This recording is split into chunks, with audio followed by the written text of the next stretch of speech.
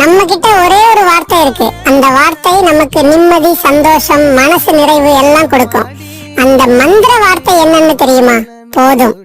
S, போதும்னு சொல்றதுதான் பெரிய மந்திர வார்த்தை. வயிறு நிறையறதுக்கு முன்னாடியே போதும்னு சொல்லி பழகுங்க.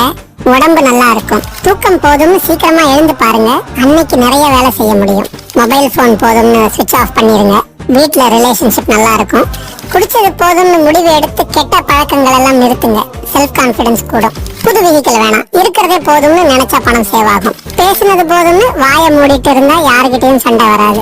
சேவிங்ஸ் போதும்னு மனசுல தோணினா வாழ்க்கையில நிம்மதி வந்துடும். மத்தவங்களுக்காக வாழ்ந்தது போதும்னு புரிஞ்சுட்டா வாழ்க்கை சந்தோஷமா ஆயிடும். கெட்ட பழக்கங்கள் மட்டும் இல்லாம நல்ல பழக்கங்களுக்கும் போதும்னு சொல்லி பழகுங்க. அன்பு, பாசம், கருணை, கோபம், லவ், காமம், பகை எல்லாத்துக்கும் போதும்னு சொல்லுங்க. வாழ்க்கை இனிமையா இருக்கும். மகிழ்ச்சியுடன் வாழுங்கள். எல்லா புகழும் இறைவனுக்கே.